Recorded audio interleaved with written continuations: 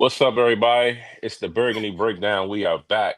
Today, we get to talk about the unveiling of the Super Bowl era jerseys. Got fans kind of like all over the place, mostly excited. I mean, they kind of hung me out there today. I got a lot to say about that, but also Joe Theismann had an interview with Kay Adams and said some, very nice things about the team and Mr. Terry McLaurin himself. Kind of said he reminds him of a NFL legend, Hall of Fame wide receiver, Goat. ones that we consider the GOAT. But yeah, we'll talk about it shortly. Next, Burgundy Breakdown.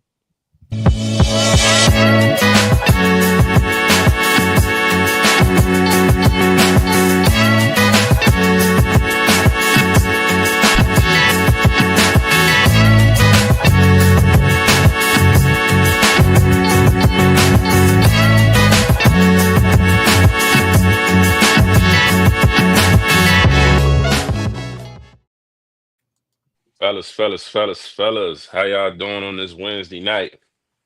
I was okay. I was good, but I'm disappointed. I don't know what that start was, fellas, but this not the kind of night we supposed to be having. No, when it's such a great night like tonight. I ain't gonna lie. I ain't know who was kicking it off. That's what we didn't discuss. We ain't say nothing. I saw Reedie Lord Nas, so I'm like, I'm about to do it. Then you took over, but we good though. We good. Yeah, no I can't produce and speak at the same time. I'm working in multiple windows. I mean, god damn! Don't be so bashful. I figured Zee wanted to go. I'm saying he had a lot to say earlier today. A lot to say. So I'm a little mute. I wanted to be mute until it was my turn to address what I got to address. But it's cool. It's no time but now. We can address it right now, right here and there. Don't tell my after the show in the A block, we can address it, as they say in the media terms. In the A block, let's lead it off. Oh man! So today, you got the clip. You brought the clip up, Reedie, or you need some time to get it together? No, I don't have no clip. I'll shoot you the link. But the one earlier from the reel that I made. Put it in the chat. I'll send it up. Put it in the chat. Go ahead, Juan. Start us off, Juan. Put it in the chat. By the way, Reedie, you're Superman. That's why you know what I'm saying? You could produce and talk. That's why, you know what I'm saying? So that's what. Here we go. You Superman. You run this whole, you know what I'm saying? But anyways, I'm excited. I'm super happy. This smile is really here because they blew my expectations out of the water, ladies and gentlemen. I was on record expecting the bare minimum, not expecting nothing, just expecting trash. That's why my hypeness or whatever prior to this day was so low. But when I seen them jerseys, man, I was blown away. And I get it. Some people may think it's plain, but bro, that looked like my football team right there. I ain't gonna lie, like that looked like this right here. So I'm expectations blown. 10 out of 10. 10 out of 10. 10 out of 10. Yes. Okay. That's a big number. That's a big number. 10 out of 10. That means the perfect in your eyes. Definitely perfect. I mean, again, coming from someone that had the expectations on the floor, and you could throw a little bit of reason why I'm probably that excited about it, because I wasn't expecting nothing. But just looking at them, fire, bro. Jeremy Reeves killed it. Out of anybody that they took pictures of today, Jeremy Reeves looked the sweetest. Look at him, bro. I say he looked like Sean Taylor right there. I ain't gonna lie. Yes, I said it. The one where I think he was squatting down, it gave me ST vibes, man. Like that, those are, look at the socks. Everything from the toes to the helmet. And then look at the jerseys in the background. So I don't know if that's some foreshadowing of, you know what I'm saying, potential. Delayed reaction, but I caught that too, my bad. Facts, Z. Facts. I caught that too. He said helmet. I thought he was going to say toes ahead, but he said helmet, so he kind of slightly helped himself. Slightly. Juan getting crazy off the 9 o'clock at night, man. This is a PG program, people. Come on, chat. It's a family show. It's a family show. Come Go on, I'll talk about toes. reach and foul, bro. Send Juan Gotti to the free throw line. That's full That's timeout one on that one, man. that's Full y'all. timeout. Look, that's y'all first personal foul today, man. Reach and foul, man. Come on, man. Go ahead. Come on. Reach, go ahead. But nah, man. I'm excited to hear what y'all gotta say, especially Z. You know what I'm saying? I'm gonna go last. Let me chime in real quick. So I'm gonna just say my little piece. All right, so top tier from top to bottom. I talked to Z earlier today, and I put it in the chat a little bit. I alluded to it, but I give it an A+ for the what they're trying to do as far as, you know, putting it out there, just the marketing. It's going to be crazy. Like if Uptown Federal, aka Northwest Stadium, is going to be packed. They did it at the right time, you know, doing all the primetime games. Like that's strategic. That is strategic planning on their part, because they know they're going to get the nostalgia and all of that from you know, the fans within this region, the fans all over the world. And then what better time than to display it, but in prime time. That first game against Seattle, then against Denver, and then on Christmas Day against our hated arch nemesis, the Dallas Cowboys. Like, how good is it going to feel for Jaden Daniels and company to come out and what was our, you know, championship when we won the championship? And you know what I'm saying, we haven't won anything but in that white. We didn't win in burgundy, we didn't win in black, we didn't win in any of these other uniforms, but we won in these. So top to down, that is perfect marketing, perfect strategy, perfect everything. The way they dropped it, from the video to all of the little snippet posts and everything. In my mind, I'm at work, I'm thinking that, okay, they're going to drop about 12 o'clock, 1 o'clock or something like that. Mm-hmm. Might be a press conference or something. Nah, 8:30, 9 o'clock. Hey, Nikki Jabala, I see the coming in. I'm like, huh? They posted already. I sent it over to the chat ASAP. I'm like, oh, wow. I kind of knew, I kind of felt in my soul that it was going to be something like this, but I didn't think, I thought they were going to kind of go the other way y'all thought, with the, you know, the spear on the helmet and things of that nature. Mm-hmm. I thought they were going to do that. Now, strictly to the uniform, I'm super excited about the white stripes being back on the helmet. That helmet is absolute fire. Fire. But like Z said in the past, I'm with Z. Meh. You mid? It's plain. Like, you know what I'm saying?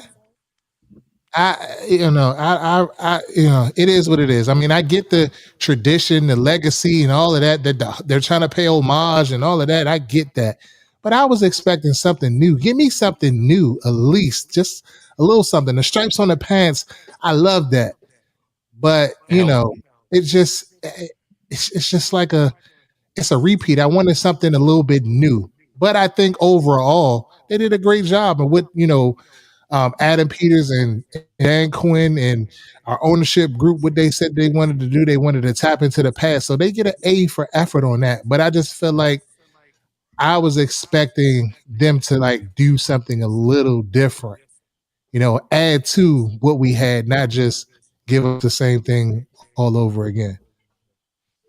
Before you chime in, Juan, Reedie, make sure you check the group text. I just sent you something. All right, go ahead, John. Yeah, fine. I'm in the same boat pretty much everyone else. I thought the execution was A+, S tier, top notch, 110% from the photo shoot. Shout out to Courtney Carroll, because she the best in the biz, to the videos, to the reels, to everything. I thought it was top notch. When this graphic came out fit for old DC, I said, oh, we know what we're doing right here. That's all you gotta say. Now about RFK, we'll TBD. But these jerseys, flawless. And if you look at the photo with the back of the jersey with Jaden, it's not the same font as like the Commanders, Washington fit. It's the old font on the back of the jersey too. It's that old Times New Roman font on the back. So they went to the extra detail of saying, "Nah, we going all the way around on this jersey. We going all the way around on these pants, on these socks, on these shoes, on these helmets." And I'll be honest, I expected so much more from Commanders Twitter. I was waiting on the Z level negativity. I was waiting on the hate, the MJF mid. I was waiting on it. I was a little disappointed from y'all. I was waiting on the hate, and y'all let me down like this. I was waiting for a 50-50, 60-40, like hate fest. Y'all, 95% of Commanders Twitter said, we good with this, we love this, we can't wait for this. And then Z had the audacity to send this reel on the social media and killed me. We can let's roll the beautiful bean footage, shall we? Roll the tape.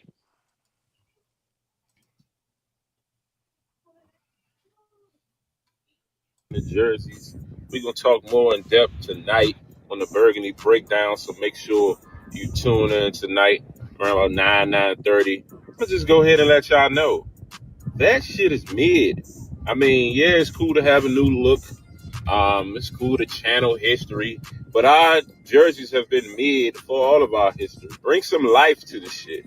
Spice it up or something. Helmet is probably the best part of the fucking uniform. I mean, they didn't do nothing but just go right back to what we had before. I mean, they ain't even slap Commander above the damn number. I love my team, but yeah, that shit regular. The only way these jerseys would not have been mid to me if they would have unveiled it with Terry McLaurin and announced his new deal today. Other than that, mid. Yeah. So, yeah, like John said, I was, when the tweet came out, actually it was like a double text. John sent it, Reedie sent it. Looking at it, geeking. And like Reedie said, I'm thinking this shit gonna drop around about noon, 1 o'clock. I actually woke up this morning. Was like, hey, I'm gonna ask the people how anticipated they are about the new jerseys on the, kind of get a feel for what the fans want. And by the time I can even finish my drop offs, boom, they dropping off. They drop off the new jerseys. I was like, okay, cool. I clicked the link. I'm like, just unenthused. I wasn't really moved, I'ma say. Um, and the biggest part for me is that okay, yeah, it's a throwback. It's a remake of that or redo of that. But like Reedy said, I thought we was gonna like add something, like add a logo on the shoulder, add commanders above the numbers, give me some extra little trim, maybe throw some, make it a little spicy. The helmet, like he says, the best part of the uniform to me. But it's literally the old Redskins jerseys. I mean, again, the nostalgia, the history, that stuff means a lot to a lot of people.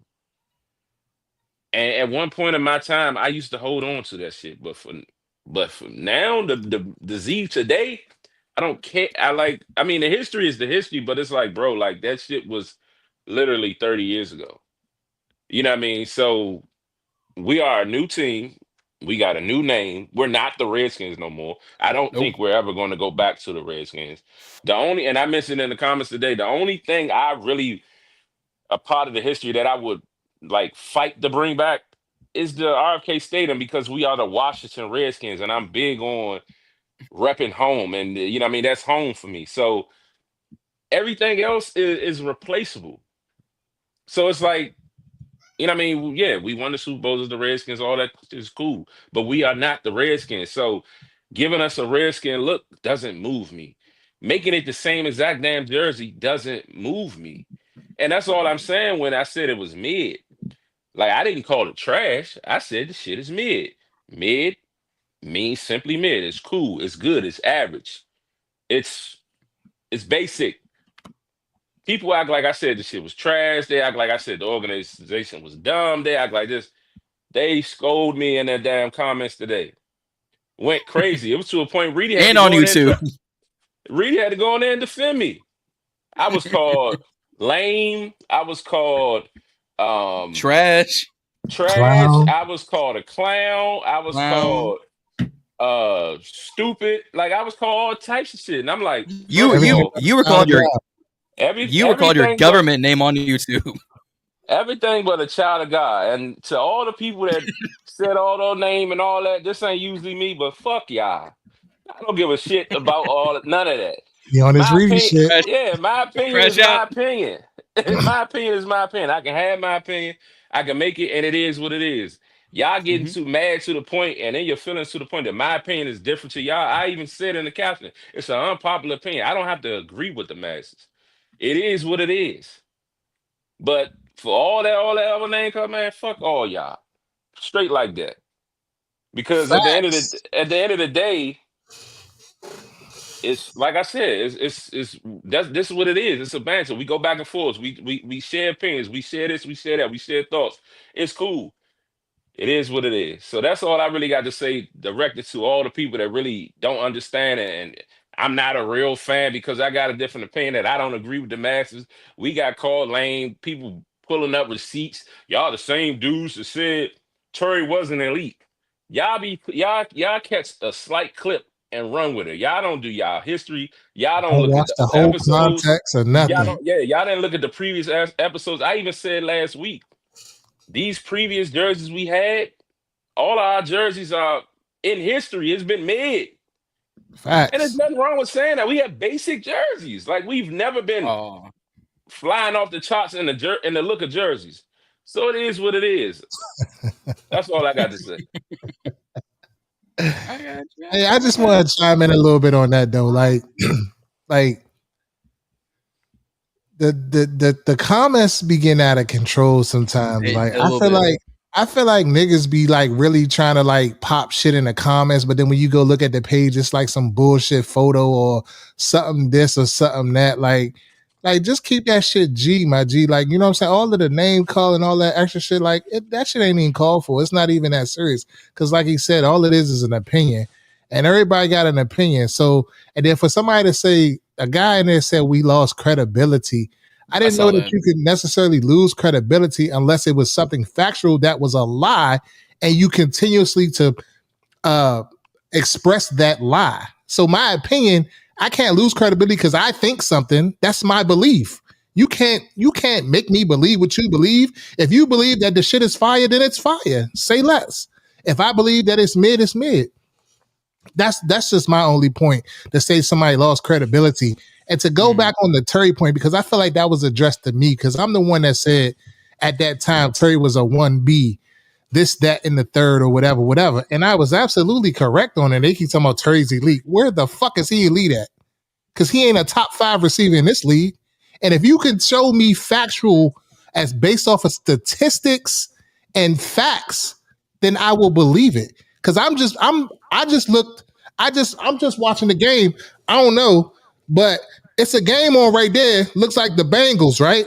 So what I'm gonna say is, uh, Terry didn't have more yards than Lad McConkey last year. He didn't have more yards than a couple other guys that have been in the league maybe 1 year. And he's been in the league 6 seasons. And he had a quarterback last year. So where's the excuse? So if you want to sit here and say he's elite, show me a top 5 fucking receiver. Yes, he's in the top 10. I believe it all day in the paint. But back when we was saying that shit, he was a 1B, or where I was saying he was a 1B, what the fuck did he do? But barely put up 1,000 yards. Barely. When we got guys that have been in the league 1 year, 2 years that's getting 1,300 yards. So miss me with the bullshit about Terry. Like, you got to take the dick out your mouth and stop being a homer. It's cool. Like, I'm a homer too. I believe it.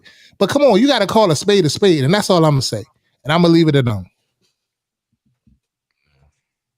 And another thing too, my part is like, I said all this stuff angry at that it wasn't no big change in the jersey. I didn't say I wasn't gonna rep it. I didn't say I wasn't gonna buy it. You know what I mean? All I said it was a mid. And I stated all these jerseys in the past has been mid, and I done had all types of fucking jerseys. You know what I mean? All types of shit. So like, it doesn't change my fanhood. It don't mean I don't rep my team or I ain't gonna put on. But at the end of the day, if it's mid, it's fucking mid. This shit is plain. But go ahead. I'm off the church. You got anything Man. to add, Juan? Sheesh. Two F-bombs and the And an male N-word. and the male genitals was not on my bingo Not card What? tonight. Nah, It's a my bad. family show, fellas. What we It's a doing here? family show. My bad. I apologize, but sometimes these comments get a little out of hand. Like, come on, bro. Like, it's not If you even get that time, serious. if you get time, Juan, I don't know if you get time, go look at the comments. The shit was crazy, bro. It was insane. I just peeped the video and I was gonna bring that up when y'all first. So I'm like, oh, the comments, a lot of them Jones, but nah, no need to apologize, fellas. We ain't on the radio. This our shit. All right, go ahead. I'm gonna add a curse word, so this our shit. You can be yourself on here. Ain't nobody telling you to be no freaking robot. So F and all that. I mean, of course we try to stay away from that, but man, that's y'all, bro. And I think the people will love us for being ourselves at the end of the day. Again, like for me earlier when I was covering the jersey reveal, a lot of people didn't dislike the jerseys themselves. There were a couple of people that didn't like them, but they more so were fixated on the name. Still the name. The name. Why are you gonna rip off the name or try to bring back this and not bring back the name itself? The only thing I will say that I didn't really agree with the fan base is not giving Josh Harris his props, right? Like Dan Snyder would have never done this. Like, you know what I'm saying? Like Josh Harris came out and said, we probably can't get the name back, but we're going to try our best to include the past. Because that's the big thing that that's the big thing that a lot of people keep hanging their head on is I want the Redskin name back. I want Redskin this Redskin, like, and you can't.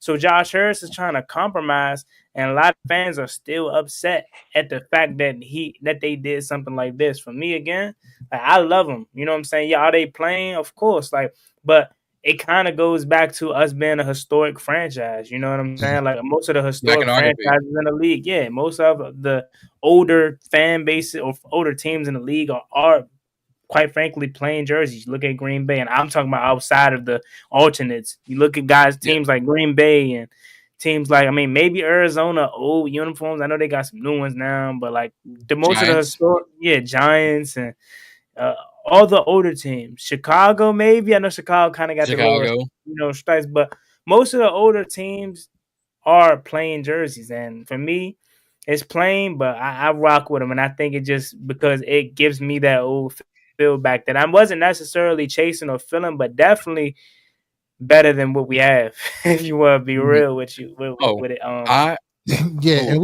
we made though. Well, he made that point, but at the end of the day, I didn't know this man most of my life. He's going to be the first one online when the fucking jerseys drop, buying one. They playing. They fucking playing. I get it. They are. Reedie gonna be on that motherfucker to buy a couple too. Like, so I might buy one in December. So, you know what I'm saying? It is what it is. I mean, I'm glad that the color scheme and stuff is kind of like coming back. I like that part about it, but we just were anticipating something a little fresh or something a little bit new. That's all. I get that too. And that's probably a big reason why like I said earlier, I like them is because I wasn't expecting nothing. So for you guys to kind of have some expectation of something different and having your hope, maybe it'll be a little bit different than what we got. That's probably also playing a factor why it's a little not upsetting, but it's like, all right, these songs cool, but they ain't nothing to be crazy about. It's not that it's not. Because I don't believe that. I'm not sitting here saying like they're trash or nothing like that. Right. It's just like, what is the excitement? We've seen this before. It's just like watching the same movie again. Like we've seen this before. So like, why is the glaze so high? Oh my god! Oh my god! I've never seen. Like, we've seen this. God, this is the top shit. Oh my god, this is the best they could have. Like, come on, guys. Like, I think if you sit in these comments or you online and you believe that, come on, bro, keep it a stack, keep it a bean. I think another thing too, fellas, that this is just me throwing stuff at the wall. Maybe this is us foreshadow. This may be the first step to, I want to say, constant additions to the uniforms, but like, got this out, they got this back. Maybe in 6-7 more years from now, maybe like I say, if you look at the background of the old jerseys, maybe they bring back the old homecoming jumps, with the brown pants, and maybe. So probably the first of many, hopefully, because we have an owner that want to invest and want to see change and harp on the historic past. So, yeah, man, it's not nothing to be upset about if people dislike the jerseys, man. It's an opinion, bro. And I don't. Me personally, I don't see nothing really wrong. I don't mind the new burgundy jerseys. I don't mind them. Now, them whites and them blacks ain't the best. So this is fire compared to those, absolutely. So if we're coming from that standpoint, then okay, cool. That's why. Yeah. In 26 and 27, they said these may become the new away jerseys in 26. I think the home jerseys. Yeah. I think the burgundy on gold, what we already seen, that is fire. I love that. That can be the home jersey. If these are the new away jerseys and then the back are the alternates, bro, we got some. We killed it. We killed it. I would like the, my bad, not to cut you off. Go ahead. Roll out of the New Jersey. I like the white ones. Are you good? Go ahead. Yeah. Nah, I was gonna say I would like the blacks if they add the stripes to the black helmet and throw the W on, get rid of them fucking numbers. Mm-hmm. And like, you know what I mean, add maybe like, because on the black jersey you just got the burgundy and the gold, the gold numbers with the burgundy trim, right? Or is it just gold? Yep. No burgundy. No, there's a burgundy trim. If you add like a burgundy and white trim to that somewhere like that, I think those would be fire with adding them stripes into the helmet. Or like even if they do a black version of what they just did, that shit'll be fire. Yeah. Like, you know what I mean? Twist it, spice it up. All I said was spice it up. Just give it a little bit of life.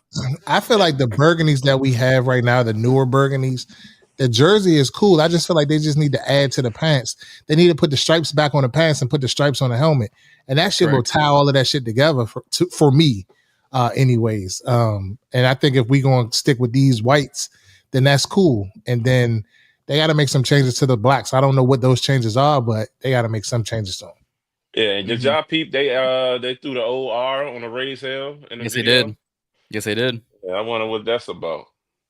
I'm not mad at it. I didn't see that. It was so much going on. The raised hell had so much going on because I didn't even peep like how the juxtaposition, how they put the Redskins logo next to the new helmet, like that juxtaposition, like was crazy. So I was just like trying to look around and like see everything in the background. I only watched it like twice. And a little bear had the Redskin logo on his like shirt or whatever the bear had on.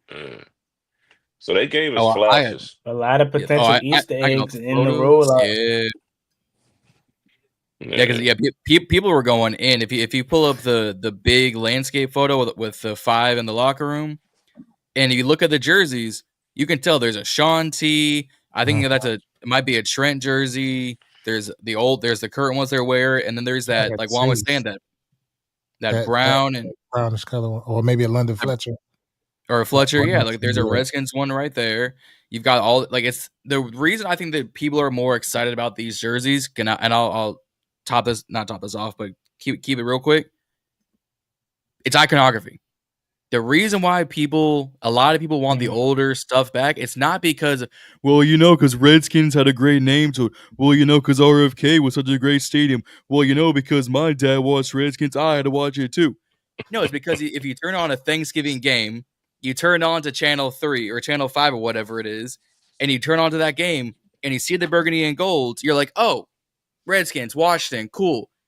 It's not, who is this team in the magenta and white, but it looks like burgundy? Like, I keep saying it. This ain't burgundy.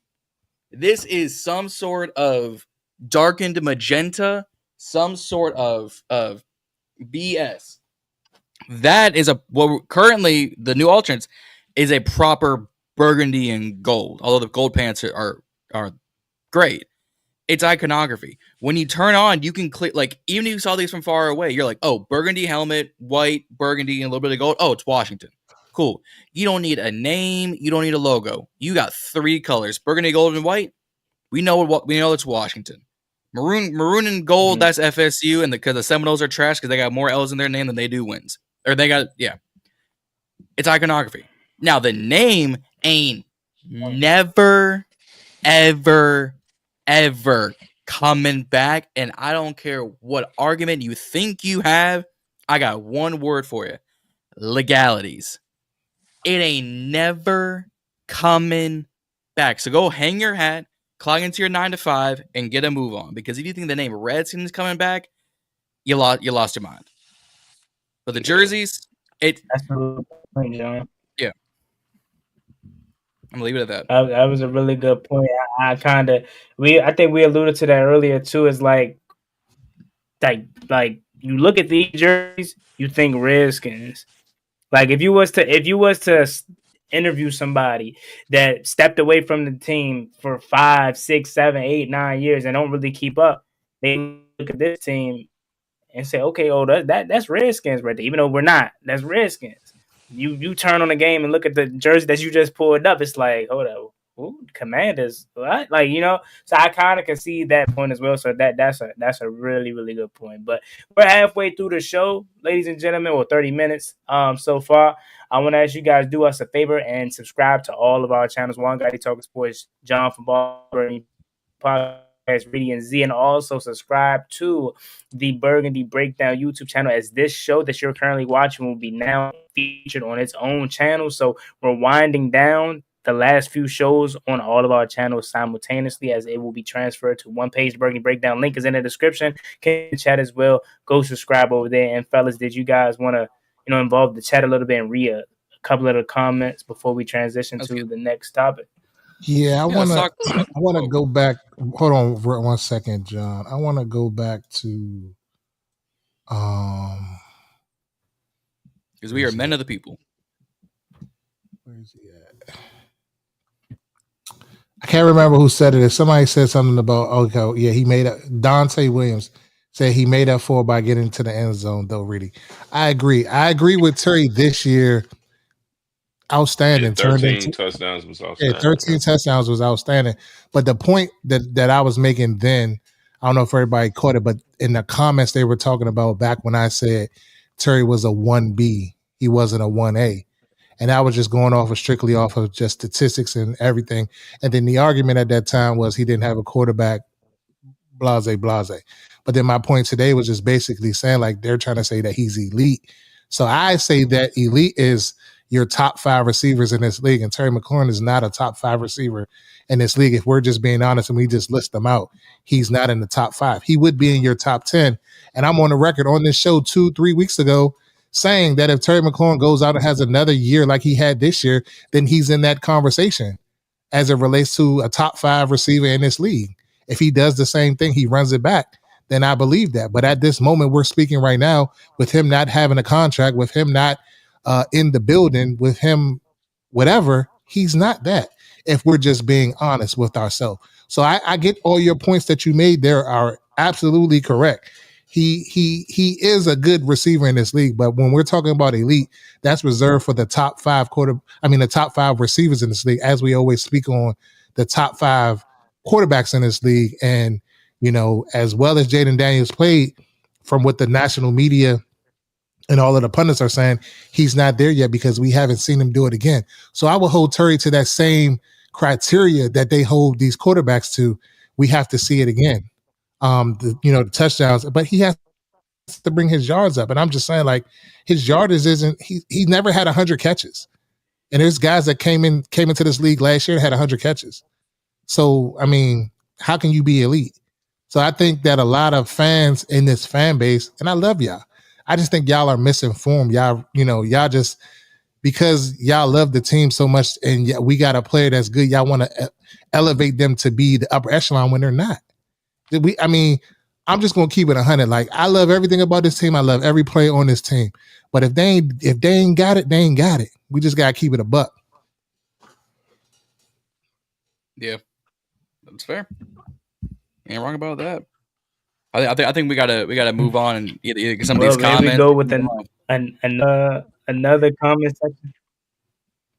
Oh yeah. Go ahead. Read some of the comments if you want to. Yeah, let's get to some of these comments real quick, because we are men, we are creators of the people. We are one for the people. Because I will be seeing something on in December. What's going up here? Duran B had a good point. Because it seems like Duran, my bad. Duran B had a good point, especially like Miami this season. Is a Nike rivalry jerseys will definitely be something new in 2027 because I'm waiting to see. I think it's Pittsburgh and Miami again. The rivalry jerseys this year. I want to see what they're doing because there's been speculation about, oh, are they going to do a Miami Vice like what FIU does? Are they going to do an old throwback like they used to, or is this going to be something brand new? Every team is going to get these, and I think he's right on the money. Is we get ours in 2027. We get ours in a season and a half. So, and Zee, I'm just using you as an example because we right here. For those who want to spice things up and zhuzh things up, just give it time. I think a reason why they couldn't do too much at once is because, okay, now you're towing the line of throwbacks to current. You're doing too much fancy shit. And people are saying, well, Oregon keeps doing this because Oregon has all the money in college football because they got Nike, the Nike founder or CEO, whatever, as their guy. You don't see Bama making new jerseys. You don't see Penn State making new jerseys. You don't see LSU, Clemson, Florida, FSU to a degree. Like all of the greats have their set, have their palette, have their uniforms. These are just nodding to the past. So I'll wait till 2027 to see if they give us something new. I just don't want people's expectations saying, well, these black uniforms are absolutely basura. We got to trash these, get something new. I want some Nationals cherry blossom jerseys because I would love those. I just don't think it's going to happen. What else is there? TJ saying the new Burgundy ain't Burgundy and the Commander's bold front on the front is hideous. Well, I mean, I would take off the stripe personally, but that's just me as a graphic designer because the stripes kind of piss me off. But that is just me. But I agree. Go ahead. Not bad. I'm waiting. I just said, hold on. I'm just reading the comments. Go ahead. Go ahead. Okay. I was like, what did I say? What did I do? No, you good, John. It wasn't you. All right. I'm ready to talk to Jesus. All right. Hey, Juan, look up, Juan. Here we go. Juan look like a coach with the mic. Remember the old school Motorola James? This is what Juan got right there. Good. Nah, Jesus. Hey, Juan got his playbook ready. Hey, I need your other one. Z ride strip X19. Okay, you want me to bring it up? This one right here? Yeah. Let's go. Go ahead. But you got to understand, man, how many quarterbacks this guy had, and he was still number one with different quarterbacks. To me, he is top 5, no doubt. First and foremost, your opinion is your opinion. Cool. But to say that he was number one with all those different quarterbacks, he was the only receiver that we had. He was the best receiver that we had. He was our number one receiver. So he was supposed to be number one, leading the team in yards catch or however. You know what I mean? And then one of the things we continue to speak week to week, and I hate that we got to keep bringing it up because it sounds like we're bashing Terry. We're not. But, as a fan base, we get so hyped about him reaching 1,000 yards every year. If you go back, that shit is 1,061 yards, 1,089 yards, 1,030 yards. You know what I mean? Yeah, 1,029. Like it ain't like he getting 1,180 or 1,200 or 1,300. He's barely cracking 1,000. Yes, he's done it, but 1,000 yards ain't the mark. You know what I mean? It's dudes out here getting crazy yards. Mm-hmm. You know what I mean? So we gotta up the bar around here. The expectations and the bar around here in Washington and hold these players accountable. And that's all Reedie is saying. Mm-hmm. You want to know something that we can segue right into this Terry talk? As we touched on it earlier, Hall of Fame QB, a person who has worn those alternate jerseys that we have announced earlier today. One and only number 7, Joe Theismann, was recently on the Up and Adams show, the K Adams, aka what I call Josh's girl, and was talking about Terry, talking about the team, talking about you gotta pay Terry. And I've got the clip of him paying Terry because everyone in the net. I got the clip ready to roll. I had to make sure I got all my X's and O's. Let me share the screen. Send it over in the text. No, just share it from. Oh yeah, okay. But that's making sure. Let's run this. Make sure I got the volume all the way up. All right, y'all got it? Y'all see it? Yep. All right, let's see if this sound actually wants to work. You ready? Is it working on your side? Y'all hear it? No. What? God damn it. Oh, hold on. I gotta do something. Our bad, folks. Give us a second. You gotta play it on your end, John. All right, you guys ready? Yeah. Sound should be all the way up on my end. Let's see. He needs to be paid. He needs to be paid right away. We need to put this issue behind us as a football team. He is one of the leaders, and he's a guy that you can always count on. You can always count on him in practice. You can always count on him in a game. He's faster than people think. To me, he sort of fits into that Jerry Rice category where, he's not a burner. He doesn't get all the publicity. He doesn't get all the hype, but he's as good as anybody that plays this game. I would put him up against anybody that plays wide receiver in the National Football League. I don't care who it is. I don't care how fast you are. I don't care how tough you think you are. He encompasses it all. And from my perspective, that's a deal that must get done and must get done soon.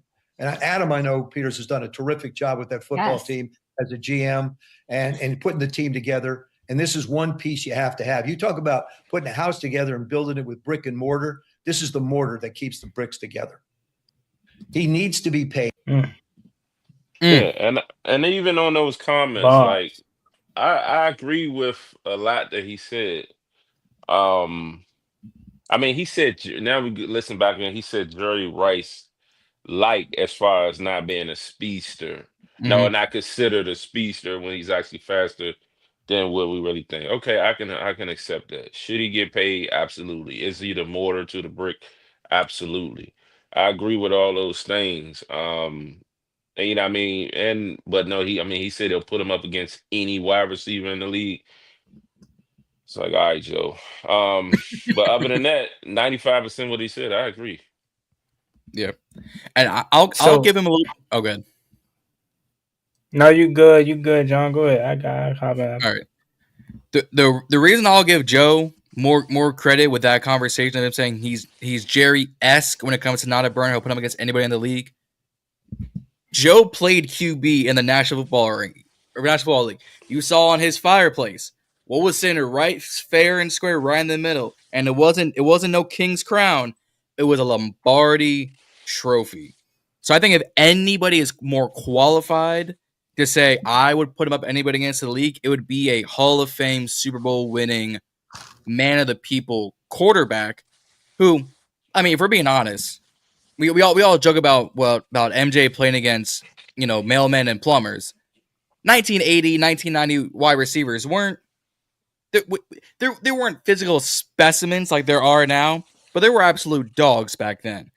I just think, as much as Zee, I'll kind of agree with you on this end.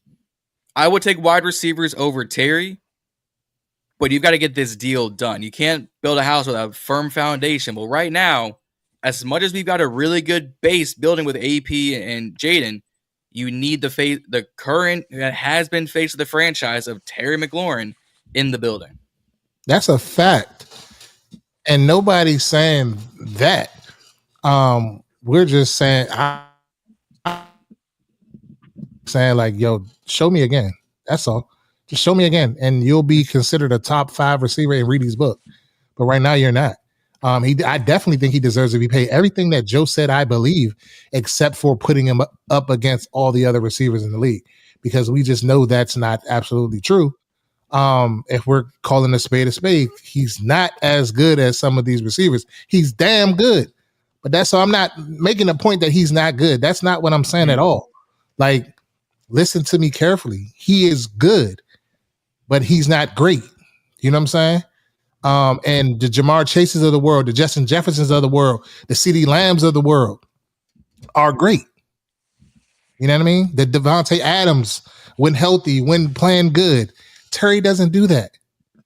You know what I'm saying? As good as he is, and he's good, he's just not them.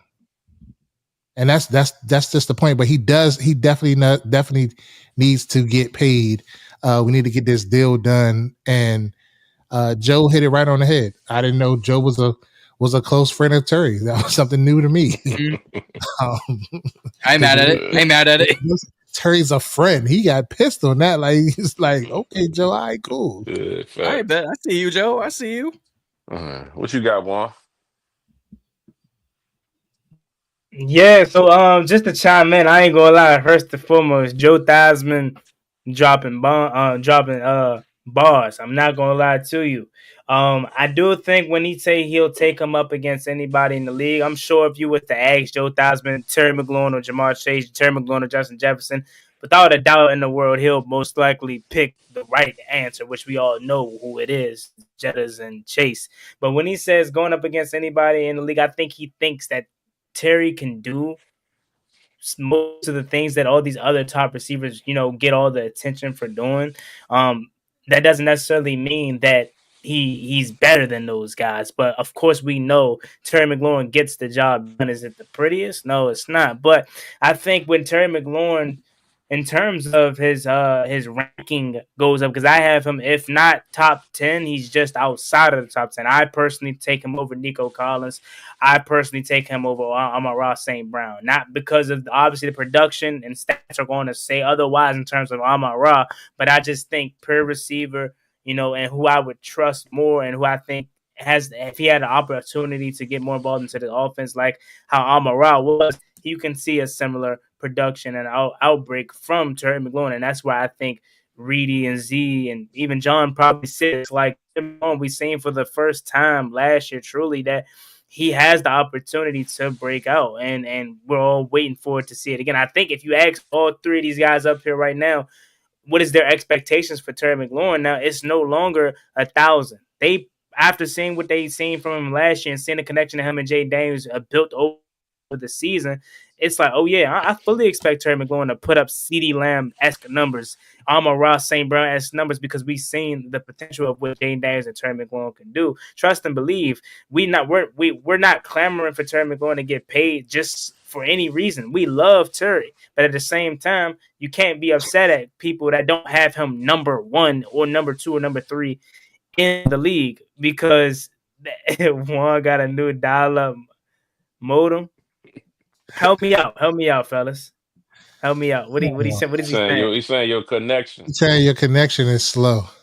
Oh, it's bad. Dial up. It's bad. Blurry. Oh yeah, I forgot. Yeah, you're a young buck. Dial up was the that was internet before all this.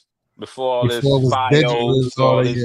Yeah, we had to plug it up tables and all of that. That's back in our day. Because you say we big bro, so that was back in. When we came up with the first thing that was like America Online. It was like, that's the dial up you talking about. And if you was on the phone, like, you know what I mean, you ain't had no extra line, so it would tie up the phone line if you was on the internet. So yeah. But go ahead, finish your point, Juan.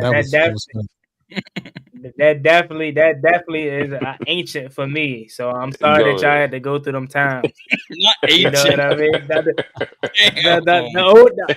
The oldest thing I got is the phone in the wall, like the long phone connected to the wall.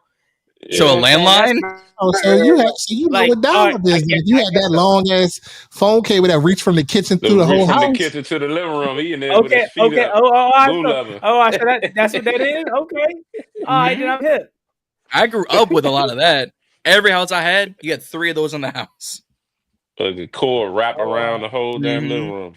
You playing jump rope without trying? And don't let that cord get us short. It's over. Okay, so I do. So I do got okay. All you hear is is that the phone? Is that the phone where you can add someone to the 3 and then your other man or whoever you on the phone add somebody else and then y'all can have 6 people on the jump? I don't know. Is that it? Okay, but that was back in the time. You see, y'all, I'm about to blow y'all mind what I'm about to say. Some of y'all older people out there going to be like Reedie on or something, but you don't remember back in the day. You used to have to do an emergency breakthrough. Like if you're on the phone with somebody and your mother would call that do emergency breakthrough, get off my goddamn phone, boy, because they couldn't get through. That was the crazy thing back in the day. Emergency breakthrough to get through the lines and shit like that. That shit was wild. Yeah, definitely. Hey, shout out to my guy Philip D, man. He says, help Juan get some upgrades. Look, Philip B knows better than anybody. Your man Juan Gotti's computer. That's why it's lagging. It is going through it right now. This $9.99. Go ahead. Oh, they died. I thought we already said our condolences for the computer already. Oh, I mean, no. Well, yeah. The condolences somehow. So now the iPad is going through it. Oh no! Look. We ain't on the practice. We ain't on the iPad right now. We back for some reason. It turned back on. It's trash. Oh, so you piecemealed it back together with some duct tape and shit, some zip ties and all that. Frankenstein monster computer. Yep. It did some Undertaker-ish, bro. It set back up semi. You know what I'm saying? And it look. This joint, I don't know if y'all can hear it, but the motor, it's like it's loud as hell. This joint is it blowing dust? Like, what's it doing? Oh, but it's just Juan the people PC. Damn, they coming back. They coming back. $4.99 for the Juan Wi-Fi fund. Go ahead. Yeah, go ahead. Get my man Juan together, man. Let's see if we can get him a few months for the season, man. We got a lot of shit to talk about this year. Go ahead. I am out, man. This thing is bad, y'all. I had this joke since 8th grade, bro. For $19.99, you'll get T-Mobile. I probably my PC part. This joke say Windows 7 on it still. So Go ahead. Yeah, this joke is cooked. It's cooked, y'all. I'm sorry for bringing the production down, man. Hey, you know, like they saying people communities, yeah, you bringing my property value down. Exactly what I'm doing. Well, we can't be going over to the new channel and you bringing our value down. Hey man, but too good. Yeah. Man, so back to the point that we were talking about with Terry. I'm sorry for the Wi-Fi. If it goes out again, my apologies. Bear with me. Terry definitely is somebody that we need. So we can bicker, banter. Is he top 10? Does he deserve $40 million a year?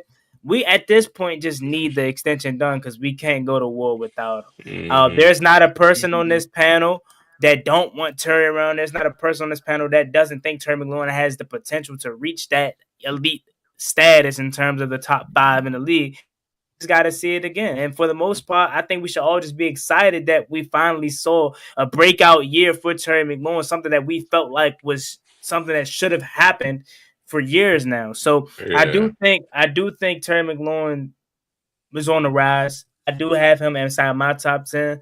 Some other people may not, and that's totally fine. But I go to bat for Terry any day of the week.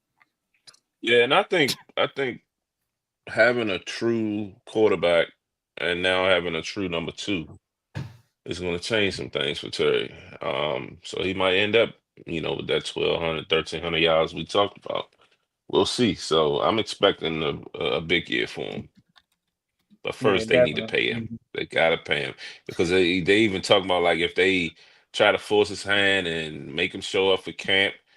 I think Linnell was tweeting earlier. It was like, he really don't see Terry playing on this contract. Like, how far of a holdout will he go? Well, of course, this is no shot at Linnell at all. Like, of course, we all know who he is, and I'm saying, but his whole motive of being a reporter is to, and y'all can correct me if I'm wrong, I know that's probably like y'all man and whatnot, but his whole, from what I get, his whole like perspective of talking about DC sports and talking about the team is from a negative standpoint. You know what I'm saying? Like every point I didn't heard from Linnell has always been negative, right? Whether it's the Brian Robinson thing, whether it's the saying Caleb Williams and Jane Daniels, like it's always from that aspect. So I do think, not saying Terry McLaurin holding out for the season wouldn't be a possibility, but I do think that's the extreme, take and point that he's making because that's just how he, proceeds with his takes. And it's nothing wrong with that at all. Again, I'm not taking no shots at him. I don't know him personally, but that's just how I feel when it comes to saying Terry McLaurin will not play on this deal in terms of he may hold out the whole season. So I don't expect it to get to that point, but that is a great point to lead to. I was going to ask you guys, what is your breaking point? Mine's is July 15th is when I'll start to get worried. If nothing is done by that point, I will get a little bit, concerned that we may go into a phase where Terry McLaurin could potentially do, as what we just said, as hold out to the regular season. So, Zee, I mean, I'll start with you. Like, what's kind of your breaking point? Are you still chilling, John? That's wild. You Nah, just popped that in there like that. I ain't gonna What? Was it Slim Jim or something? Yeah, Slim Jim. Just pop that on there like that, John. Come It's like, on, man. This is a go ahead. family channel. So slam it to a Slim Jim. Go ahead. But Go nah, ahead.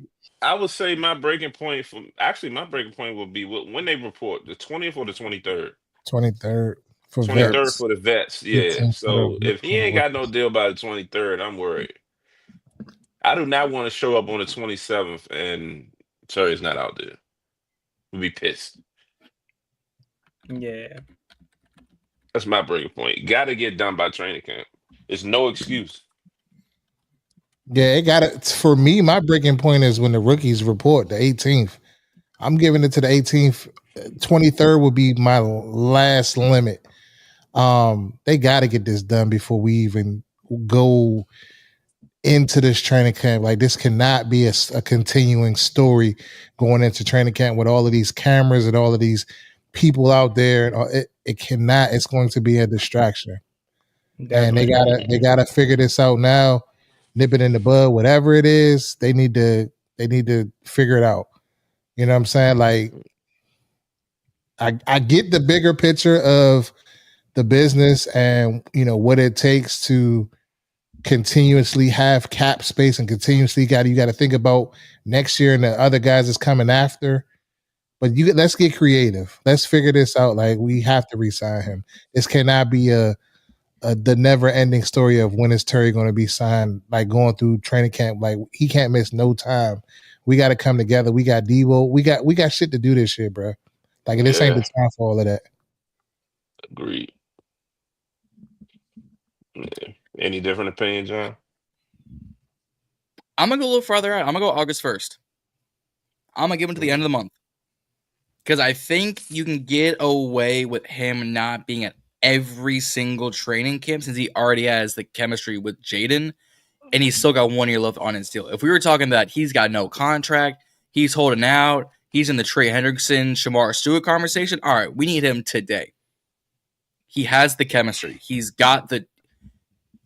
I don't think this would have been this conversation, this news outlet of Terry not getting paid would be as big of a deal if AP and Jaden didn't trust Terry. If this was an AB, if this was an Ocho, if this was who's another good Brady, a CD Lamb, an AJ Brown kind of thing, where damn good receiver, little bit of off the field issues, so we're gonna hold our reservations back. What if we said this entire offseason that Terry's biggest issue is? What, he goes fishing? He's in Greece with his wife? What's the big deal? So I'm gonna give him till August 1st. If we get to the first 3 to 4 days of training camp, that 27, 28, 29th, and 31st of training camp, and I don't see a Terrence McLaurin contract has been signed, giving him 3 more years on top of his current 1 deal left, then I'll be worried. But I just don't think he's got to report day 1 training camp since he's got the trust built in. It's not restarting from another quarterback. Gotcha. So I got a question. So do y'all see a scenario where since they can't come up with a long-term deal where they give him a raise for this year and kind of like incentivize it? You know what I mean? Because I mean, we're hearing reports. I mean, of course, it's all reports, but you hear things like, "Oh, he's 30 years old. They don't want to give him 37, $40 million a year for someone that age." And then you hear, "Well, is he gonna be able to come back and put up the same type numbers? Is it gonna be the same production?" Like, do you see a scenario where it's a 1 year incentivized, or even like a 2 year extension with a little raise in the incentives. Yeah, I don't see that. And I'm just gonna say like Terry did what he was supposed to do. So the ball is in their court. Like I can't even argue the fact that and sit here and say that he didn't do it. Every year of this last extension, he did what he was supposed to do. So So now you they got think to he do what they're deserve? So supposed you to think do. he deserves a back pay? I think he deserves between 30 and 35. He's in that But I'm range saying now. like but I'm saying from the mindset of like give it to him because we owe him for the loyalty and all the stand up Nah, I don't guy think. he is and I all think those other I think he got things. paid for that already, for his loyalty and stuff like that. That doesn't even go I into got you. my. I got you. That don't even go into my calculation. I'm just purely strictly off of what he did on the field, and he did what he was supposed to do. So it's time for them to pay him. Like I'm not saying pay him outrageously. Now if Terry's up there asking for 40, 42 million or whatever he's asking for, then hell no. Like I get it. Like We Terrence. gotta think about the future. We gotta think about, we gotta re-sign people next year. Like we can't do that. Like we got probably a year or two before we're gonna have to fucking sign Jaden. So I don't see Terry getting more than a 3 year deal I at see I 30. see the 3 year deal. Because this year Yeah. and then 3 years extension. That'd be Yeah, 4 because years. he's That'll put him 30. at Yeah. 34, 35 years old. And I'll And get you then Jaden. he'll start getting his 1 year deals from then on if he's still in the league.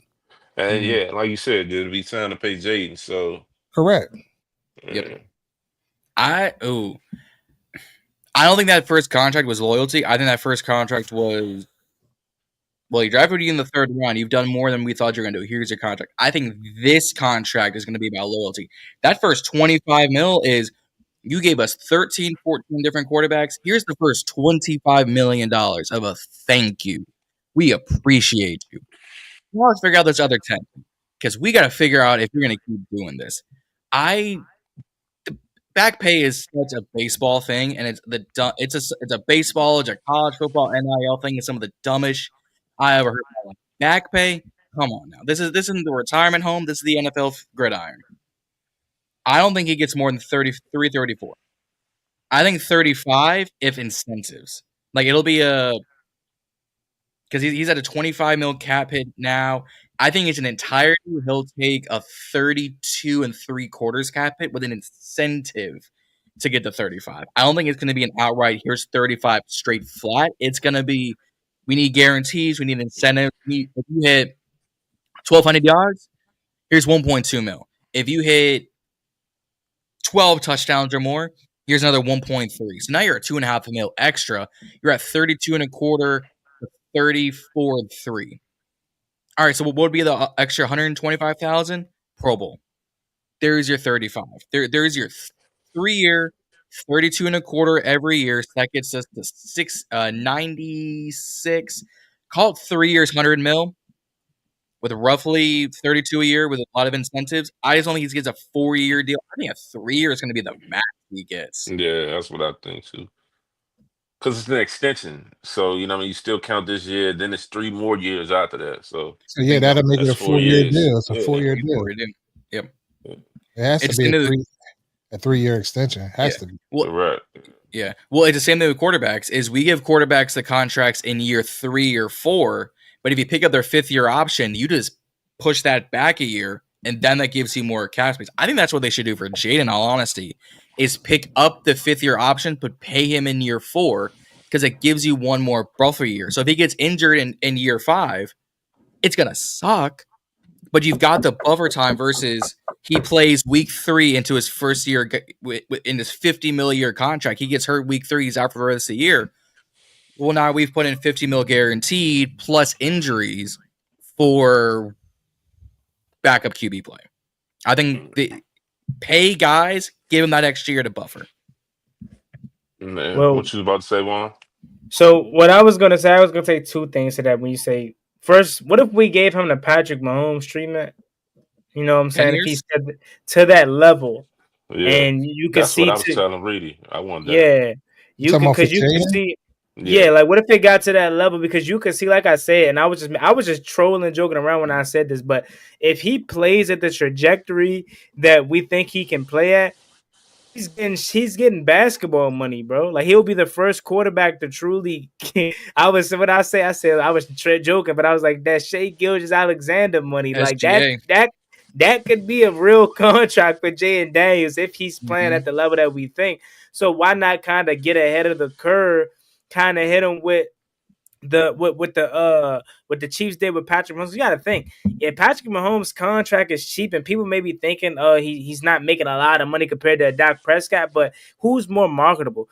Who's a guy that's got all the brand deals off the field? That's the kind of route that Jaden Daniels is, headed in. I'm not saying Dak don't have no brand deals. He has brand deals because he plays for the Dallas Cowboys. But Jaden's face himself and everything off the field is going to give him a lot more money. You know what I'm saying? That he's technically missing out on field for if we was to sign him to a 10-year whatever may have you. So that's something to take into consideration too. And then back to the first one with Terry that I was going to ask is, what do we think the true holdup is? Like, do we really think Terry's out here asking for 40 mil? You know what I'm saying? Because like, I don't think so. No, it's guaranteed. So since we don't know anything, we just have to speculate. Like John, you think it's a guarantee? Z, like, what do you think it truly is the holdup like right now? I think the holdup is centered around maybe potentially the guaranteed money, the amount of years, and the annual. Just trying to figure that part out, like what Terry may value himself at versus what the team value him at, and the team trying to figure out how to make it work to make everybody happy. Because at the end of the again, you got to keep yourself ready for when Jaden's deal come, but also ways to keep this team progressing up to that point. You can't just put all the money to Terry and Jaden, then you ain't going to get nobody else. You know what I mean? So I think, and of course, I mean, we've been aggressive trading. Like we said last week, you still got Tunsil. You still, Debo. he's going to need a new deal. Debo potentially, Lattimore if he turns up. You know what I mean? Louisville at some point. So, like, these other guys are going to need contracts too. Giannis. Kind of 3 You know years. what I mean? Quan at some point. They talking about look out for who. I forgot what I was watching. They was like, don't be surprised if Quan end up potentially be fighting for a Pro Bowl, you know what I mean, with his potential. And if that happens, he gonna want some money. So, you know what I mean, you got people and other guys that you gotta sign. So you just can't give it all the bread to Terry. So I just want to touch on this comment right here. He said if he's asking for anything north of 27 and the line really at 24, he is bugging. He makes more than 24 today. Yeah, he's at 25-1. And then the thing for that too as well is you got to think once the market resets, it doesn't matter like what he's asking for. We may value him at that, but the market is set, so he has to make the next at the market. Look where y'all man for the Steelers just got A-Rod? No, DK. No, DK. Metcalf. But he got 30, like 33. 34. So 30. He has to make more than that, or around the same number. Like I'm not saying playing what Chase just got. He has to make more than what Higgins got. You know what I'm saying? Like, and I'm on the fence. I like Higgins. I think Higgins me personally, I think Higgins is a better player, but people will argue, and I see the point that he's not as good as Terry. But he has to make around that, whatever he got. Like, that's just fair, just based off of the market.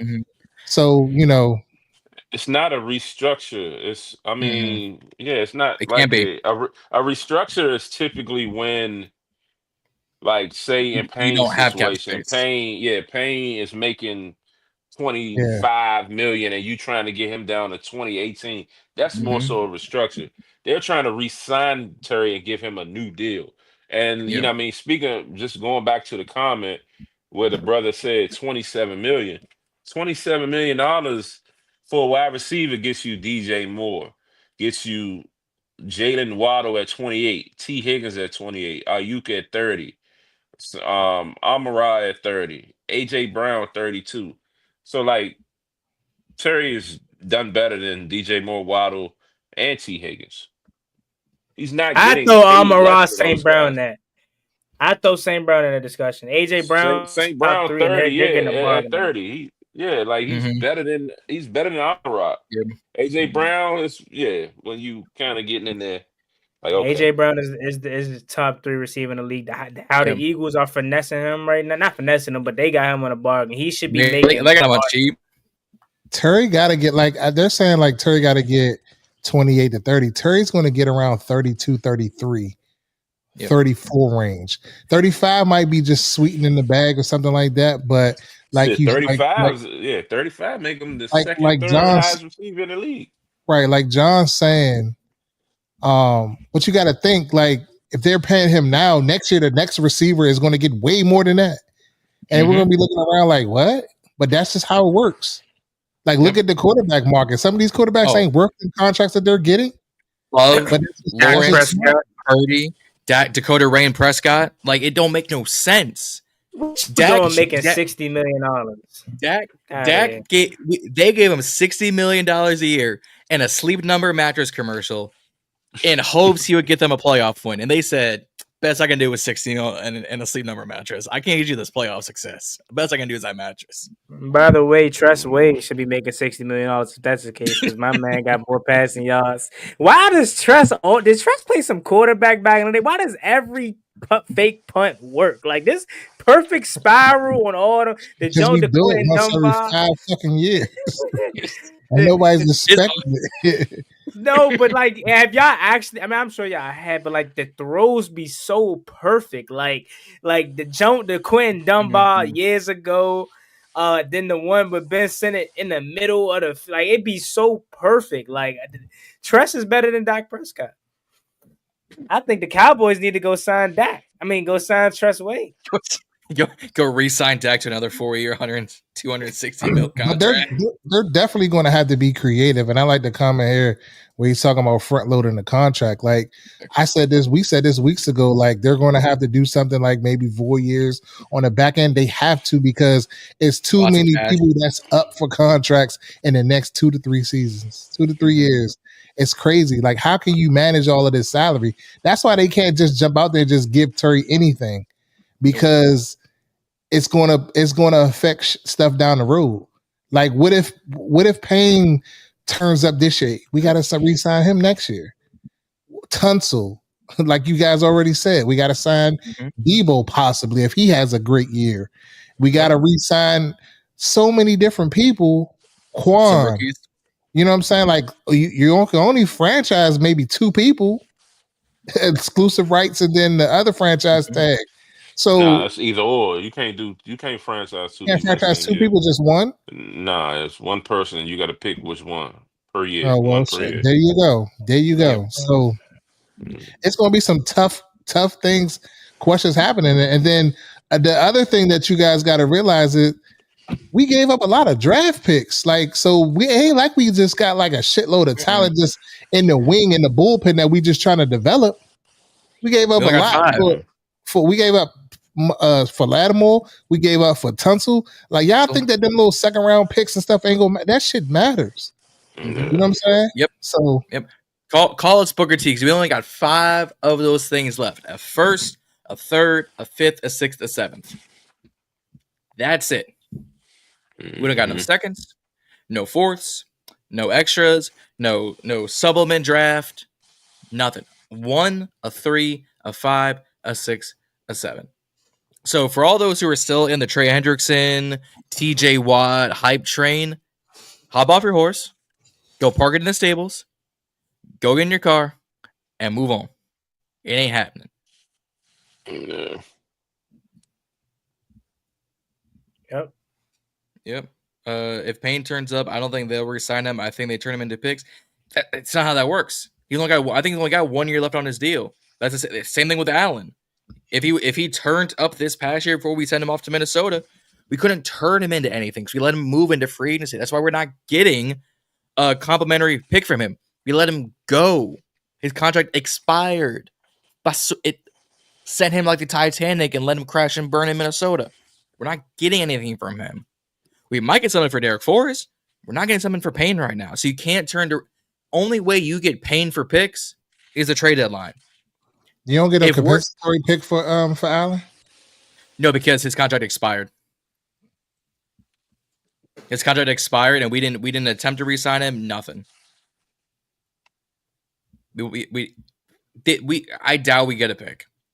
I highly doubt. And if it is, it's only going to be a 5th or a 6th. It's not going to be these 3rds or 4s that we saw a few of this last year. It's going to be maybe a day 3 pick if they give the compensatory pick. And cap space wise, like we've all said, we can't sign everyone under the sun. We only got so much cap space. Because it's going to take a lot of that money, and if they're smart, like Juan alluded to, I think Zee alluded to this before, they do the Mahomes thing, they kind of like stretch that shit out to make it team friendly. Like Jaden's gonna get his money. Yeah, Mahomes had a 10-year deal, and like I was telling Reedie, like even if you did say for something like a 10-year deal, like it's like you're guaranteed gonna restructure it. You know, a couple years, 2-3 years down the line, just to make it respectful and make sure he's still getting, respectable money, especially if he's turning up and like do like Mahomes did, winning Super Bowls and going to NFC. I mean, MVPs, conference championships and shit. Yeah, I think those last 2 years on his contract, or maybe even 3 years, are voidable years. I don't think all 10 years are guaranteed. I think there's at least 2 voidable years. Because it was, what was it, 10 years, 500, but it was like 475. Yeah, but it wasn't fully guaranteed. There's like 2 void years. They wouldn't throw out money like an Atlanta strip club for no reason. And then, like, what do you guys think about, like, and this is something that I've been thinking about a lot, like all of these 1-year deals we've been signing the last 2 years, like how long do you think that this strategy works? Because at some point that shit is not going to work. I think it's going to always work because the whole league doing it. As long as the other teams in the league doing it, you're always going to have free agents.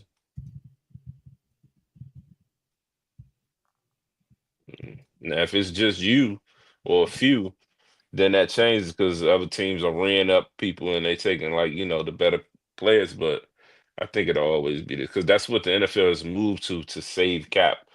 In the past, guys like Wagner would have signed a 3-4 year deal and be, washed after 2 years, and now you stuck with them for 2 more years on your books.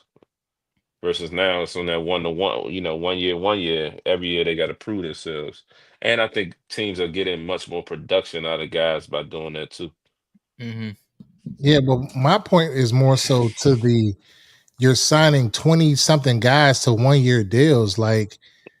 You know what I mean? At some point, we're going to have to like draft people and keep them here. We're going to have to sign people to some long-term contracts and keep them here.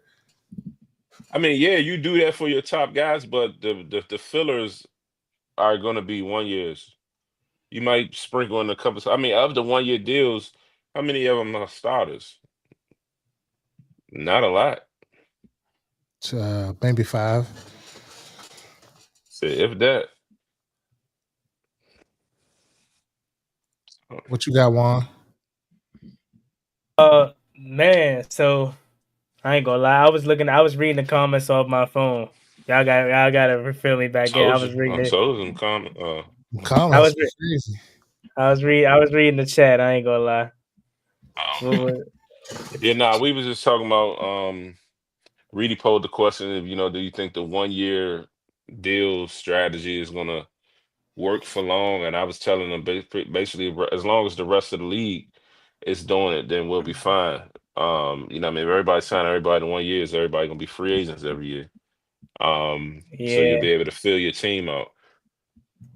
Well, I mean, back to the video. First of all, what they say, all publicity, good publicity, y'all. They going crazy in the comments, but that shit got like 15K views. Hey, shout out to y'all. Shout out to y'all. Crazy. But I'm kind of with you, Z, but it's kind of like because will players continue to want to sign for how many quality players are you going to get for 1 or 2 year deals? You know what I'm saying? Like you may get these players like a Will Hurst, right? That's solid, but he's not like a world beater. You're going to have some players on this team that are your foundational 4-year, 5-year players that you are going to sign to them long-term, contracts. So I'm not sure if you can have a roster full of those guys because I think there's a cap to the potential of those guys which production I should say you're getting out of those players, like Austin Eckler, love Eck to death, right? He's one of those guys on a 2-year deal. But I'm having a full roster of Eckler kind of guys at the point of his career that he's at now. Will you really be successful how he wants? So I don't know if I'm subscribing to that theory of having a roster full of 1 to 2 year contract guys. You know what I'm saying? I think it should be how it is now. At least we're assuming how it's going to be now with a fine mixture of long-term extensions, 1-year deals, 2-year deals as well. I think we're doing it right. So. You gonna always have cap. Juan, what's that word you used at the top of your when you started talking just now? I don't even remember, but I be rapping, bro. I ain't gonna lie. Something about a beater. World beater. He said world beater. Oh, That was a reach one. I'm fucking with you. That was a reach. I'm about to say. Hold on, Z. Hold on, Reedie. One more and I'm at the line. One more and I'm at the line. One more and I'm at the line, Reedie. That's your second personal foul. Yeah, I see your video. You was out there hooping one.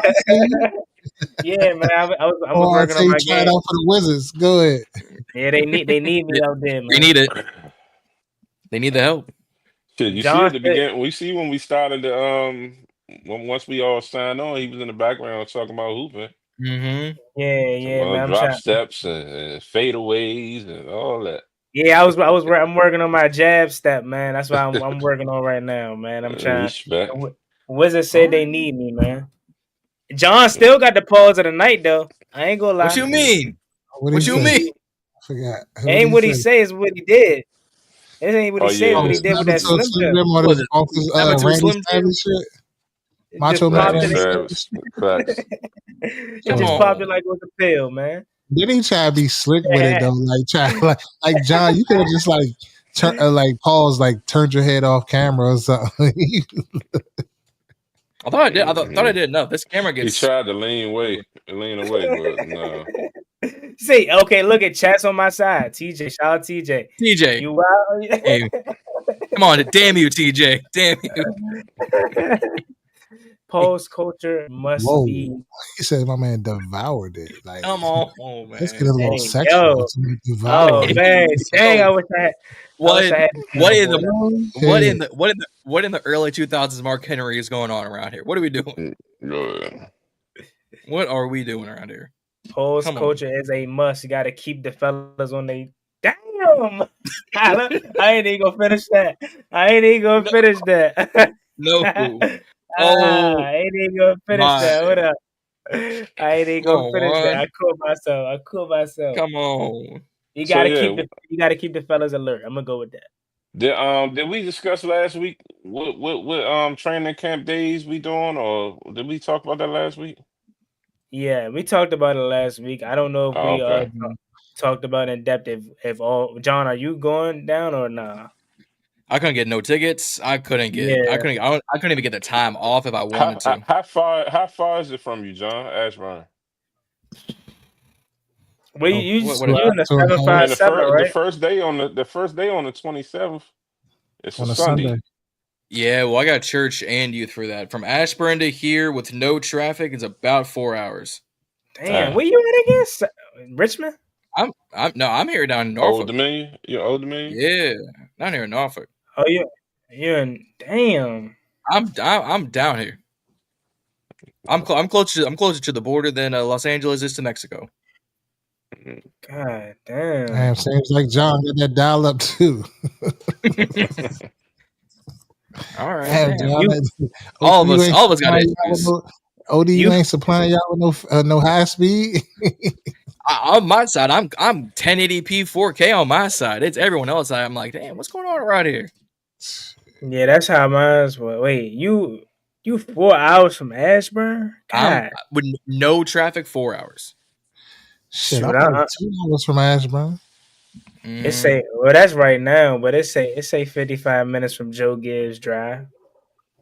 See how far am I from? That's right now though. Probably with the morning traffic, probably about an hour 30.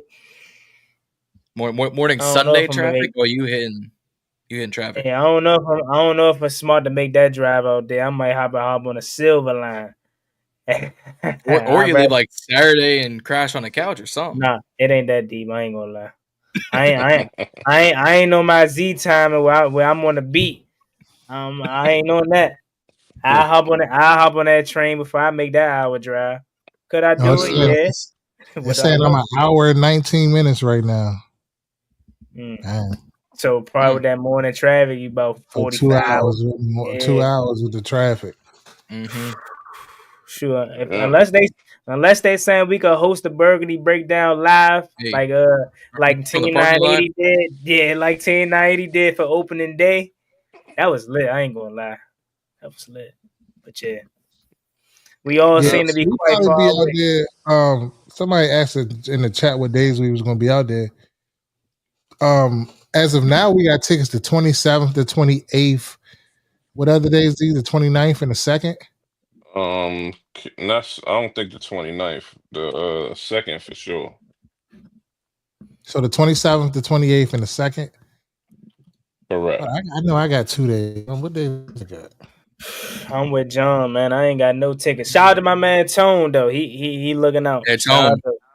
Shout out to Tone. I gotta talk to my man. Man, if y'all need tickets, man, just holler at us. I mean, we got tickets. Yeah, how much y'all selling them Jones for? Because I seen somebody cracking heads. Ticket one. No, I'm just saying, bro. Because, bro, I'm telling you, people are cracking heads for them jumps, bro. I'm not even. Yeah, that's crazy. Yes, that's wild. Yeah, yes. Yeah, that's crazy. See, I got the 28th and the 29th. Yeah. I'm looking at my I got the 27th and the 28th. I got nothing for it. I feel like the 27th cool, but I feel like it's gonna be OC packed out there because that's the first day. It's definitely gonna be packed, and it's open to the general. The first season ticket day is the 28th. I'm trying. When the first day they put on the pass? That should probably be around there. It probably be around there. If they start on the 23rd, they get the pass. Like a week later? Yeah, they got conditioning days.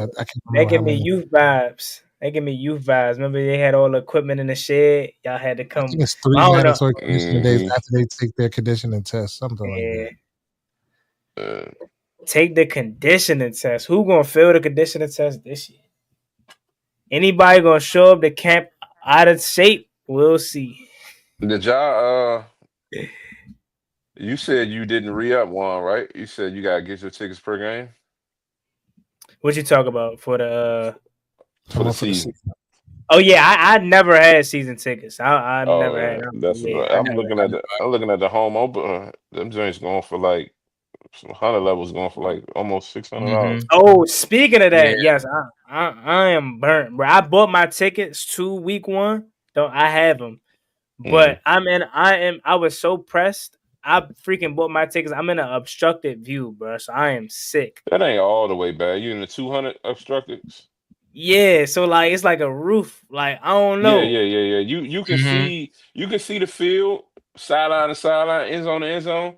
It's just like when it's a punt in the air, you can't see the ball while it's in the air. Or if you throw a bomb, you can't see the ball, but you can see the play. So that shit don't matter. Oh, I might say I only said that because I'm gonna be in the shade. That's true. I don't know though. Week 2 though, I rocked with it though last year. I was hot. Don't get me wrong, but week 2 I was in like what? I always said 128. I love them seats, bro. People don't like the seats kind of at the angle of the goalpost, not right behind the goalpost, but kind of that section that's like I love that section. You can see everything. We used to have 200 row 2. Like I don't know if it was 228 or 208, but it was like that corner pylon end zone seats, and I think those was our best seats. I know I bought tickets for the December game, and when I bought 3 tickets. I think our best seats were the ones where we're kind of at. Well, our seats now are our best seats because the first couple years we was up like row 17. Now what we row 12 now or something like that? Row 12, section 103. So you don't know like the 30-yard line. Yeah. I mean, those 200 level ones with them row ones we had that year was cool too. I mean, you can't never go wrong with the club levels because of the stuff that you get with it. But I feel like you are too far away from the field to me. I ain't gonna lie. Shout out to my guy Off to Another World. He had the club level seats last year, and I went. The club level was fire though. I ain't gonna lie. Yeah, it's fine. It's cool because if it rains, you can go inside. If it's cold, you can go inside. They're not, food. Them nasty ass strips and glizzies and it's the same food, bro. God, when you drunk and you just want something to eat, you know what I'm saying? Yeah. If you ain't eat at a tailgate or something like that, and it's free. But like the seats is like, I just wish they was a little bit closer to the field. A little bit closer. But the 100 level, like all of them got their pros and their cons because I feel like I hate the 100 level. Like we're back in the 100 level now, but I hate the 100 level because you got to stand up the whole fucking game. I don't want to stand up the whole game. That's why I don't know. Section 128 for me, it was perfect. You say stay away from them stadium nachos. You ain't wrong about no nachos. Nah, I definitely feel you though, Reedie, because fucking them nachos up. Yeah, but I feel like I want to be down with the people. Like going up in the club level is low key bougie. Like everybody just like, you cheering and stuff like that. But it's just like it don't give you the same vibes as that 100 level. It's something about that 100 level that's crazy. That's like because everybody down there, when you in the club level, you just look. At least me, I just look around and said, "Damn, all these old people, I know they got money." Like they just because that Social Security check came in. Think about it. Like Reedie said, it's like it's all older people up that joint. I was like the youngest one, and I was only someone graciously allowed me to go. But man, it's probably just straight rich people up that joint, bro. Just like let me get these club level seats and just cool. They be chilling.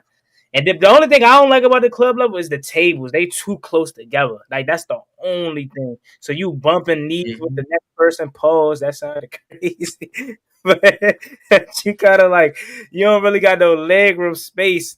But I definitely feel you. Like I'm more of I want to be in the mix with everybody. Unpopular opinion.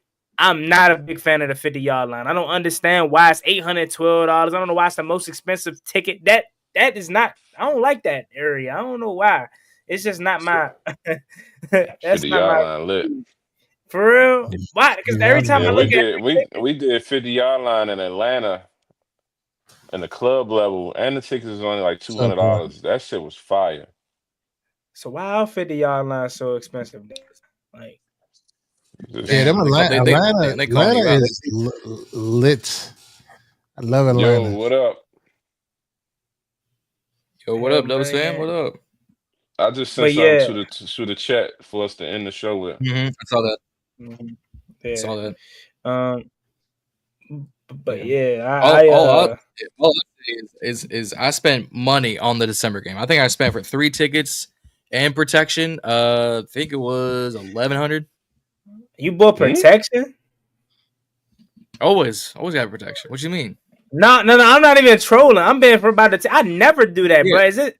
I have to do that now? That's for the Eagles game? Oh, I always do it. Always. Because the one time I didn't, I got super sick and I couldn't get my refund for my ticket. If I got the insurance protection, I would have got my full refund back. Can't just sell okay. We must be shitty that year. I think it was a mix of both. I always do it. But yeah, I spent on 3 tickets and that like $1,100. They say Eric said not a bad seat in the band stadium. I do want to go to that, Joe. I want to go to that. I want to go to that Atlanta Stadium just for like my fat ass. Just try the food because I heard they got the best food for price wise. We had lobster mac. Oh, that was another thing. The food was free. Lobster mac, the fried chicken, all different type of chicken, ice cream, whatever you wanted. Reedie was having a field day in that motherfucker. Man, my fat ass would treat that like a buffet. What you mean? So out of all the stadium, Reedie was loving that food. Reedie was having a field day. Damn. All right. Out of all the stadiums I've Go been ahead. to, what Your food? own Who had the people, best bro. food? Be You your said own what? people. The best stadium? Like who had the best food out of all the stadiums I've been to? I only been to Oh, Washington, and that so shit far trash. for me, it's been Atlanta. Yeah, that makes Nah, I sense. say Jerry World. Jerry World got the best food. Fuck no, that shit was regular. That shit was not regular. That shit like 100. Well, I guess coming from our stadium to going to another stadium, when you see 100 level food, I you mean, the just like strips was it's like better. a little gourmet. It's like a more of a gourmet vibe in Jerry World than it is. What's $1 billion plate? Atlanta. So based off a club level food, that was top 10. But the stadium wise, the National Stadium and the Lexus Club, that's the best food ever that I've ever had at any sporting event. Capitals, anything. That Lexus Club at the Nat Stadium, that shit like that. Mm. All right. Look like Gotti got to go to Atlanta. Shit. Nah, I wish- it's one of the cheap. It's Not one of the expensive. cheapest. It's one of the cheapest stadiums, like far as It is. concession wise too. So I think we like paid they got better options. I think we paid like $230 something for our tickets, and Yeah, like 200, 230 for the tickets, and then the that was flight all wasn't included, much. all inclusive. I do want to go to Las Vegas though. I wish. Oh, I know that. I definitely wanted to go to LA. I know So Allegiant is I'm going to fire. LA this year. I'm gonna go to that October 5th in LA. Okay. Oh, so you made up? You decided to go? You decided to go? Yeah, I'm gonna be in the building. So for not that. going to Atlanta? Not going to Atlanta. Probably not, because I got too much going on. Like 3 trips within like 2 months of each other. So yeah, Well, I can't feed that. Can't feed that. That is going to be yet another home game for Reedie and the Washington Commanders, because we're going to take over SoFi Stadium. Like the I'm Chargers fan base does not exist. I'm looking forward. Oh my God, I see it. The game. But now I don't know if I can say that, because I remember the Fitzpatrick game when he got hurt against the Chargers. They fucking took over our stadium. That was here though, and we was trash. LA don't care about nothing but the Dodgers. like or the Lakers. Oh no, that's definitely gonna be a takeover, Reed. Yeah, no, I'm saying it's gonna be more fans than what they're saying though, because I feel like they travel well to come here. You know what I'm saying? Well, you gotta think, bro. It's all fair weather fans in this area anyway. Like, there's no everybody got no like. I went to the Jaguars game. It's Jaguars, so like everybody in this area are not Washington fans for whatever reason. Unlike a place like Dallas, or I can't even say Dallas because we kind of got a lot of fans in Dallas. Like a place where like Detroit, for example, that's all Detroit. Like it would probably be rare for you to find a non-Detroit Lions fan. Like we don't have that area where it's just all Burgundy and gold. Everybody's a fan of everything down here, so that's probably why there was a lot of fans in LA. And then plus we were trash. Like I guarantee you that shit won't happen now. We flooded the stadium with straight Burgundy and gold now, but yeah. Go ahead and pull that clip up, John. Yeah, I was getting ready to segue. Got it. I got it. You got it already. We got one more little thing to wrap before we wrap things up, because they sent in the group chat. We were like, all right, let's see this. Let's see what we're working with. What the caption saying? Hold on. The caption saying that DQ has been remaining with talks with Terry McLaurin, but McLaurin does not want to reset the market, but is looking at those top wide receivers that are making $30+ million a year. So right in the conversation we talked about. That just gave us, I know it probably don't seem like it now, but that just gave us some huge clarity. Some vindication. So we can exclude the Justin Jefferson, Jamar Chase money, so we don't have to keep comparing them, saying he's not. We know that. Nope. Terry knows that clearly. Yep. And the fact that put him at $30 million. Yeah. Because I said Terry was about 7. Come on, hey, hold on, Zee. Put us back full screen right quick, Reedie. I gotta say something. Before we get up out of here, I gotta say something. Hold up. I'm waiting till our beautiful faces pop back up big Go screen. ahead. Come on, take it over like Stephen A. on first take. No, I gotta say something right quick because that just put a smile on my face and gave me some clarity. I don't no longer want to hear anything about Juan doesn't know what he's talking about. Reedie lost credibility. Zee and Y'all don't know, Jon. ball. When we first started this conversation on Terry McLaurin, we said that is the range that we're in. 32 to $34 million is what Terry McLaurin was in. And we had people say he does deserve 40 million, 38 million.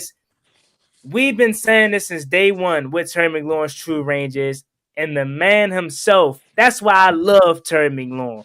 He said it himself now that his range is 30 million. He knows his worth, man. He's not trying to break the pockets, bro. He's trying to do what Tom Brady's always done, take pay cuts and whatnot to help the team. DJ Uptown set is still saying nope. Shout out to the Burgundy Breakdown, man. I pronounce that DJ Upset. All right, I'm about to play this. Tip UPT from is Uptown. Tom Purcello, whatever the fuck his name is. Oh, man. He held out of OTAs, held out of minicamp. Let's remember this, though. Dan Quinn has stayed in constant contact with Terry McLaurin throughout this offseason. It hasn't been contentious in that sense to where he's separate from the organization. Is there frustration here as well? Certainly. Did they make really any headway through the entire month of June? To my understanding, no, they really didn't. And they were pretty far apart in really making any sort of progress. Now, he has comparable numbers to some of the players that have been paid. Obviously, that's part of Terry's argument. Does he want to reset the market? No. We understand Jamar Chase at that $40 million, but what he's looking at, in my understanding, more importantly, is that there's 7 players making 30 or more. And you look at a guy who's a number 2 wide receiver in T. Higgins that's making it about 28. Terry understands that he should be, and I agree with this, in those 30s numbers. He held out of OTAs. I'm sorry, I said Tom Purcello. That's James Palmer. James Palmer. My bad. Mm-hmm. But yeah, I mean that sums it up right there in a nutshell. Pause. I'm talking about nutshells. Pause. That's your third person fouling yourself, Reedie. How you gonna foul yourself? How you gonna reach on yourself and you the one dribbling, Reedie? Come on, man. Pause. I don't reach on myself.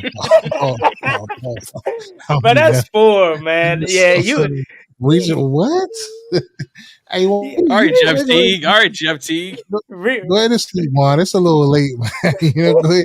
Go ahead to sleep, Juan. Bro, I'm reaching on my what? That's insane, man. Bro. I'm racking up these charity stripe buckets because of Reedie today. Pad my stats.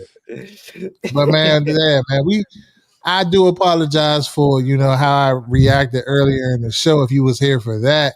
But I just needed to set the record straight on this, on the comments, because that shit gets on my nerves sometimes. Like, get in there and pop your shit. I don't mind it, but like, just keep it respectful. You know what I'm saying? Because ain't nobody coming at y'all like that. That's all I'll be saying. You know what I'm saying? Like, I'm a man at the end of the day, and you know what I'm saying? It is what it is.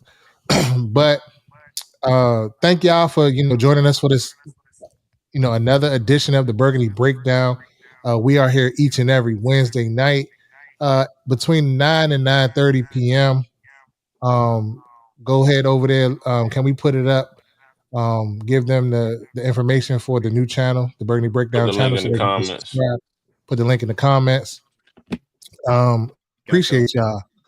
And if you haven't already done so, like, share, subscribe, hit the bell notification so you can get all of our videos and stuff like that we post. Please follow me and Zee at Reedie and Zee on all social media platforms. Please follow Jon and the Ballin In Burgundy podcast at Ballin In Burgundy podcast, and follow the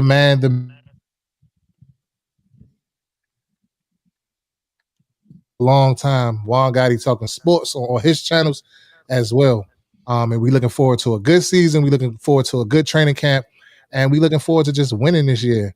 And we can't do what we do on this show without you people that get on and get in the comments and debate us and this, that, the third, or reach out in the comments and all these other platforms. So we do appreciate y'all. So for the Burgundy Breakdown, I'm Reedie. I am Zee. I'm Jon. And I'm Juan. And we out. Y'all.